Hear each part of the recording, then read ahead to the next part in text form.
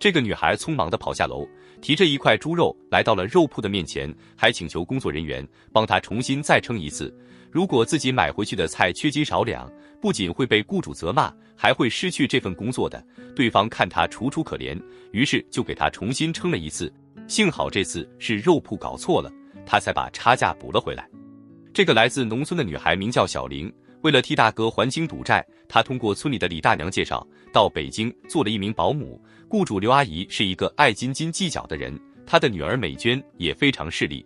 每次小玲买完菜回来，两人就会让她报出价格和重量，然后再进行仔细的核对，生怕她占了便宜。小玲虽然来自农村，但她很清楚自己的身份，也绝对不会有什么非分之想。这天晚上，刘阿姨又在警告小玲，报账的时候要先报重量再报价格。为什么总是记不住呢？小玲有些难堪，因为自己没念过什么书，对数字也没有太多的概念。在这个家里，只有美娟的大哥对小玲有几分怜爱，有时候还会暗地里帮助她。但无论小玲对工作如何卖力，刘阿姨的态度还是十分苛刻。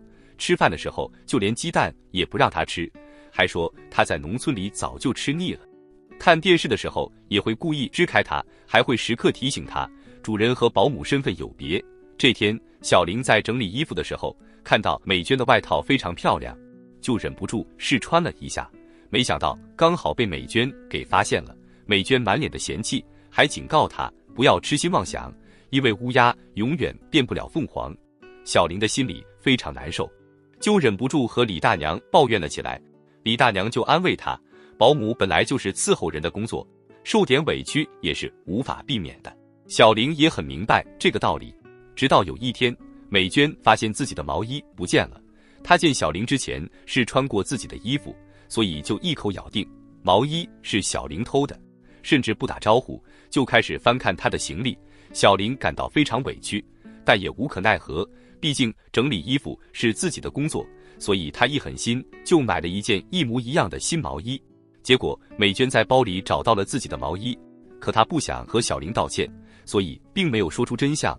毫不知情的小玲还把新毛衣递给了美娟，因为母亲从小就教育过自己，弄丢别人的东西一定要赔。可美娟却说她不要这件毛衣，这让小玲很为难。到了晚上，她又哭着说自己不是小偷，但毛衣找不到了，她也有责任。美娟有些不耐烦，还说小玲总是一副楚楚可怜的样子，肯定是想博取大哥的好感。她让小玲早点死心，因为大哥不可能看得上小玲这样的乡下人。小玲听完后伤心欲绝，她连夜跑出去和李大娘哭诉，还准备辞掉这份工作。第二天回来的时候，她发现美娟好像生病了，可想起她的所作所为，小玲还是马上离开了。可下楼梯时，她又有些于心不忍，所以又折返回来，背着美娟来到了医院。幸好送得及时，美娟这才脱离了危险。她感到羞愧难当，还说自己错怪了小玲，因为毛衣早就已经找到了。他希望小玲可以不计前嫌，继续留在家里工作，而小玲也没有责怪他。等美娟痊愈后，他才选择了离开。随后又找到了一个新的雇主，他叫张丽。刚生完孩子需要找一个保姆，但是工资不高，所以小玲打算做完1个月就离开。没想到张丽对她十分热情，也没有把她当成保姆来使唤，两人相处起来就像姐妹一样，这让小玲有些左右为难。她想留下来帮忙照顾孩子，可家里又在写信催他寄钱，靠这么点工资实在是难以维持，所以一到周末，小玲就会去外面做兼职，希望可以挣点外快。可即便如此，她挣的钱还是远远不够的，因为大哥欠下了不少的赌债，大嫂也开始闹起了离婚，全家都指望小玲在北京出人头地，能往家里多寄一点钱，可她实在是能力有限。张丽也看出了她的焦虑，就劝她另谋出路，去找一份工资高一点的工作，因为她的丈夫很久都没有给自己汇钱了，她连养活自己都成问题，更别说发工资了。无奈之下，小玲也只能同意了。在离开前，她还用自己的钱给张丽炖了一只母鸡，希望她可以好好的照顾自己和孩子。离开了这里之后，她又来到了一个新家，这是一个知识分子的家庭，他们对小玲十分客气，奶奶会教她写字，爷爷出差回来还会给她带礼物。只有他们的孙女静雯对小玲不太满意，因为小玲的年纪和自己一样大，爷爷总爱拿两人进行比较，还说小玲吃苦耐劳，自己却眼高手低，对工作也是挑三拣四，所以静雯的心里才会诸多不满。可小玲并没有放在心上，而是恪守本分，对待工作也十分认真。这天家里又寄过来一封信，说大哥准备承包鱼塘，希望小玲可以寄些钱回去。可小玲的钱包已经山穷水尽了。同村的小姐妹知道后，也开始为她打抱不平，凭什么小玲要出来工作，大哥却在家里享福呢？小玲也很无奈。就在这时，一个朋友出了个主意，他听说雇主家里的奶奶是个书法家，如果可以得到她的墨宝，肯定能卖个不错的价格，到时候就可以寄钱回家了。小玲觉得这是一个好办法，因为奶奶平时也非常喜欢练字，虽然有些难为情，但奶奶却十分爽快，还让小玲随便挑一幅，她感到激动万分。拿到字画后，就马上交给了李大娘代为售卖。可没想到这幅字画其实是静雯好不容易找来的名画，她让奶奶题字，就是准备当成礼物，为自己当老师的工作铺路的。但小玲对此并不知情，意识到自己闯下了大祸，她又赶紧向李大娘要了回来。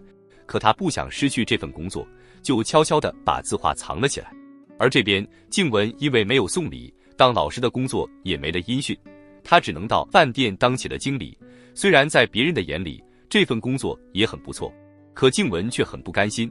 而小玲因为过意不去，最后也和静雯说出了真相。但一切已成定局，就算责怪小玲也毫无意义了。小玲认为这件事情是因她而起，所以就拿着字画找到了领导，想为静雯求情。可对方却告诉她，静雯没有应聘成功，是因为她不适合这份工作，和送礼没有半点关系。小玲感到十分内疚，但一家人并没有责怪她，反而好奇小玲为什么要拿字画卖钱。在得知小玲的难处之后，他们还决定借钱给小玲，帮她共度难关。不久后，爷爷听到了一个坏消息，原来静雯当老师的工作是被人顶替了，而且就是收礼的领导干的。他同时收了3份礼，却把所有人都给骗了。不过奇怪的是，他们送过去的字画里面还有一件毛衣，一问才知道是小玲自作主张。他以为多送一份礼，静雯就会多一份机会，可没想到对方会这么狡猾。他认为自己做错了事情，就准备收拾行李离开，静雯却将他拦了下来，因为他现在对走后门的行为深恶痛绝，只想通过自己的努力好好工作。况且他在饭店当经理也很有意思，从中也找到了自己的价值，所以他让小玲也不必太过自责。听到这里，小玲这才原谅了自己。接下来的日子里，两人的关系也融洽了很多。饭店忙的时候，小玲还会过去帮忙，而家里的大哥也写信告诉小玲，他已经悔过自新，还用小玲寄回来的钱开启了一家养殖公司，专门买卖鸡鸭鱼肉，价格也非常实惠，算上运费也比北京的便宜。在饭店工作的静雯立马看到了商机，还想和小玲的大哥合作置办一家熟食店，两人一拍即合。没过多久，静雯就买来了火车票，还准备去一趟小玲的老家，让她帮忙做自己的向导。